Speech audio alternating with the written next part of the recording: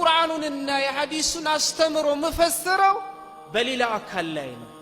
በሌላ አካል ላይ ከመፈሰሬ በፊት እኔ በዛ ቁርአን ላይ ራሴን በዛ ሐዲስ ላይ ራሴን መዝኜ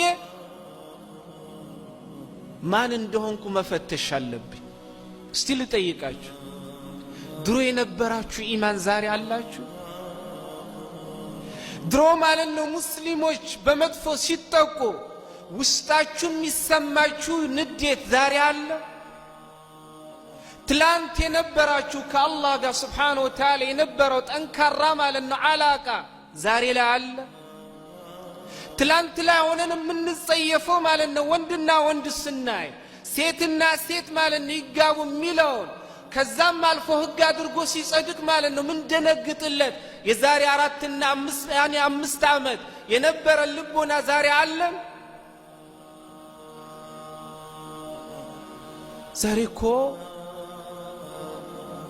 ሌላውን ተው እያንዳንዳችን ወደ ራሳችን ተመልሰን ራሳችንን የፈተሽን እንደሆን እያንዳንዳችን ጋር ማለት ነው ችግር አለ። እኔ ዝቁጭ ብዬ ስለተናገሩ በመልካም አትሰዱ። ሁሉም ጋር ችግር አለ።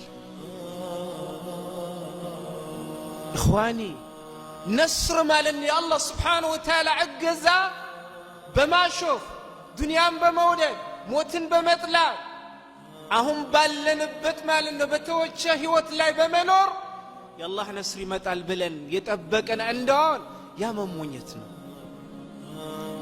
አንድ ነገር ልንገራችሁ፣ ሰሃቦች የኡሁድ ጦርነት ላይ ያጠፉት ጥፋት አንድ ነገር ነው አይደል እንዴ? አንድ እኮ ነች። አብዱላህ ቢን ጁበይር ቢን ኑዕማን አልአንሳሪ ረዲየላሁ ዐንሁ በጀበል ሩማት ላይ ማለት ነው ኃላፊ አስቀምጦ ከሱ ጋር 40 ሰዎችን ነበር ያስቀመጠው።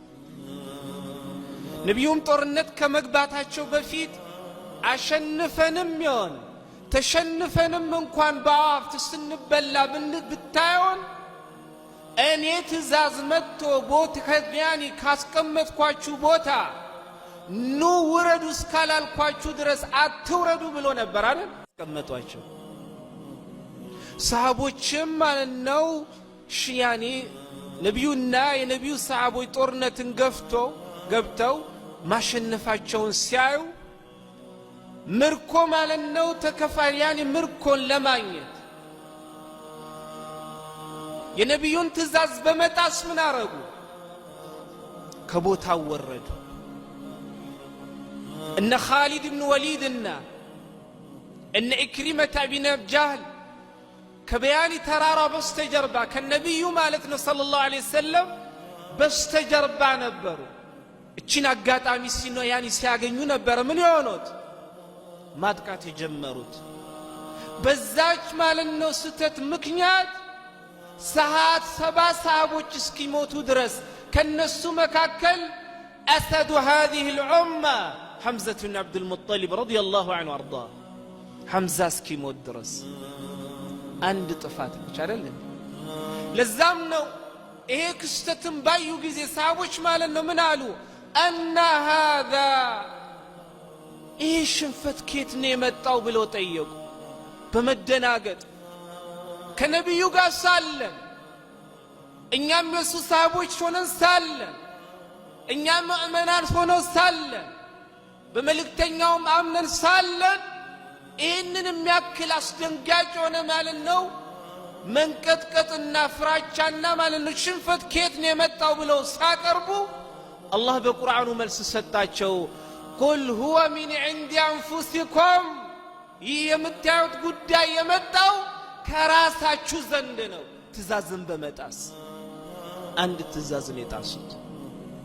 ታዲያ ዛሬ እኛ ሙስሊሞች ወደ ራሳችን ህይወት ተመልሰን ወላሂ ኸዋን እንዲህ የሚለው ጣት ወደ ራሱስ ማለት ሁላችንም ምንቀስረው ጣት ወደ ራሳችን ማለት ነው ቀስረን ራሳችንን እስካልገሰስን ድረስ ከሳምን ከስበትን ለአንደበት ራሳችንን መልሰን እስካልተሰስንና ራሳችንን እስካልታስተካከልን ድረስ የአላህ ነስር ይመጣል ብለን ማለት አንገምት።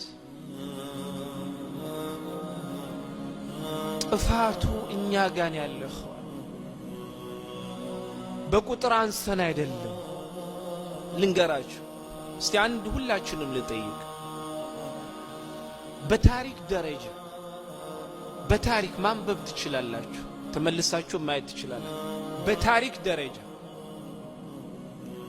ሙስሊሞች በቁጥራቸው በስተው ጠላትን ያሸንፉበት ጊዜ የለም፣ ስለበዙ ማለት ነው። ሙስሊሞች በቁጥራቸውና በዝግጅታቸው ወይንም ባላቸው ኃይል ጠንካራ ሆነው አይደለም ጠላቶቻቸውን ያሸነፉት።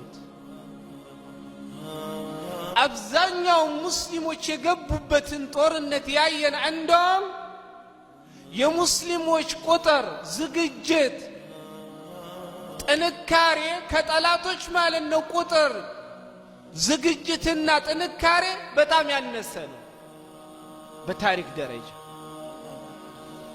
ነገር ግን የነበራቸው ማለት ነው የኢማን ጥንካሬ፣ ከአላህ ጋር የነበራቸው ማለት ነው ትስስር፣ ለነቢዩ አለይሂ ሰላቱ ወሰላም ያላቸው ቦታ፣ ለዲናቸው ያላቸው ቦታ በቁጥራቸው ሳይሆን በእነዚህና ባልተነገረው ማለት ነው መልካም ስራቸው ጠላትን ያንበረክኩ ነበር እንጂ በቁጥር በሱ አይደለም።